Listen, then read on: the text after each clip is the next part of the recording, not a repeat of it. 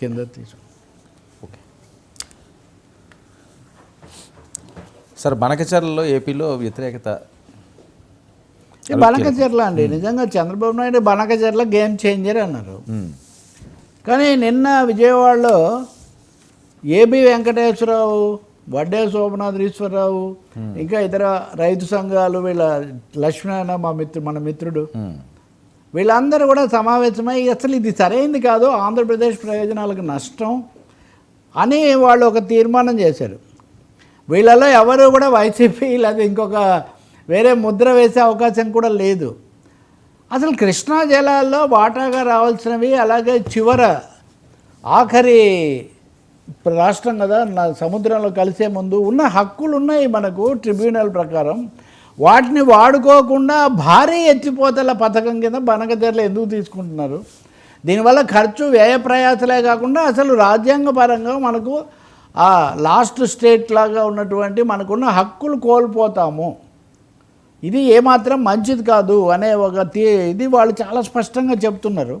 మీకు తెలుసు, తెలంగాణ ఒక అభ్యంతరం చెప్తూ ఉంది, బనకచర్ల గోదావరిని దాన్ని కలపడానికి మేము ఒప్పుకోము, పోలవరం నుంచి తీసుకోవడానికి మేము ఒప్పుకోమని ఒకవైపు వాళ్ళు చెప్తున్నారు. రెండవది, డబ్బుల విషయానికి చూస్తే కేంద్ర ప్రభుత్వాన్ని మొన్న వెళ్ళి ప్రభుత్వం రిప్రజెంటేషన్ ఇచ్చింది, ఏపీ ప్రభుత్వం ఇచ్చినప్పుడు వాళ్ళు ఇంత తక్కువ ప్రయోజనం కోసం ఇంత ఎక్కువ ఖర్చు పెట్టడం మంచిది కాదు అని వాళ్ళు సలహా ఇచ్చారు. మరిన్ని వివరాలతో రండి, ఈ వివరాలు సరిపోవు అని. కొన్ని రాజకీయ పార్టీలు కూడా బనకచర్లకు సంబంధించిన పూర్తి వాస్తవాలు మా ముందు పెట్టండి, ఊరికే దాన్ని గేమ్ చేంజర్ అని ఊదర కొడితే సరిపోదు, డబ్బులు లేకుండా ప్రైవేట్ ప్రాజెక్ట్ కట్టి రైతుల దగ్గర ప్రతి చుక్క నీటికి డబ్బులు వసూలు చేయాల్సిందే కదండి. ప్రైవేట్ ప్రాజెక్ట్, ప్రైవేట్ రోడ్డు అంటే ఏంటి, ప్రైవేట్ పార్క్ అంటే ఏంటి, ప్రైవేట్ హాస్పిటల్, ప్రైవేట్ యూనివర్సిటీ, అన్నిటికీ అంతే కదా. మీరు ప్రాజెక్ట్నే ప్రైవేట్ చేస్తే అంటే ఇంకా నదులను కూడా ప్రైవేట్ చేస్తారనమాట. ఇంకా ప్రాజెక్టు ప్రైవేట్ అంటే నదిని ప్రైవేట్ చేసినట్టే కదా.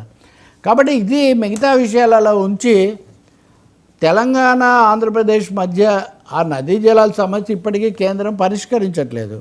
వాళ్ళు ఒక మాట అన్నారు, సార్ ఛత్తీస్గఢ్లో బీజేపీ ప్రభుత్వమే ఉంది కదా, అలాగా ఏపీలో ఉంది ఎన్డీఏ ప్రభుత్వము, చుట్టుపక్కల సంబంధిత రాష్ట్రాలు అన్నింటిలో కూడా ఆ ప్రభుత్వాలే ఉన్నప్పుడు మీరు చక్కగా కూర్చొని మాట్లాడి పరిష్కరిస్తే అయిపోతుంది కదా. దీని బదులు ఎందుకు ఎక్కడికెక్కడికో తీసిపోతున్నారు? మీరు ఇంకోటి కూడా గమనిస్తే బీఆర్ఎస్ ఇప్పటికే దీన్ని ఒక ప్రధాన సమస్యగా హరీష్ రావు, కవిత వీళ్ళందరూ కూడా మాట్లాడుతున్నారు.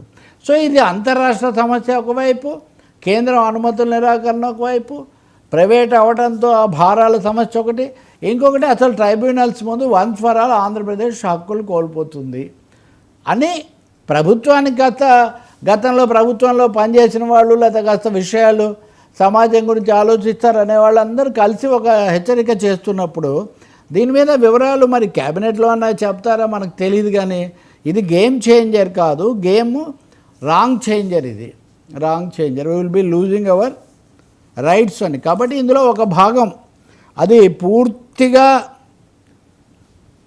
సహజంగా మనం నీళ్ళు తీసుకోవచ్చు, ఇప్పుడు కూడా ఉంది బనకచర్ల దగ్గర, దాన్ని మనం తీసుకుంటే సరిపోతుంది. కానీ ఈ బొల్లాపల్లి నుంచి బనకచర్ల దాంట్లో బొల్లాపల్లి నుంచి ఒక భాగం ఉంటుంది, ఈ భాగం ఎత్తిపోతలు దీనికి సంబంధించి ఇది మానేసేయండి. అంతకుముందు తెలుగు గంగ వీటన్నిటి కోసం కాలువలు కట్టున్నాయి, నార్మల్గానే నీళ్ళు వస్తాయి, హక్కుగా వస్తాయి, చివరి రాష్ట్రంగా వస్తాయి, వాటిని ఎందుకు వదులుకుంటున్నామని. కాబట్టి అనేక నాలుగు రకాలు చేయటం అన్నట్టుగా నిధుల రీత్యా, హక్కుల రీత్యా, ఇంకోటి అంతర్రాష్ట్ర సమస్యల రీత్యా, అన్నిటినీ మించి దీర్ఘకాలంలో కలిగే నష్టం రీత్యా దీన్ని పునరాలోచించాలి అన్నది ఇక్కడ సమస్య. ఇదేమి ఒకరోజు రాజకీయం కూడా కాదు ఇది. సార్ లడ్డు నెయ్యి నోటీసులు ఇప్పటికే ఈ ఇష్యూలో 15 మంది అరెస్టు.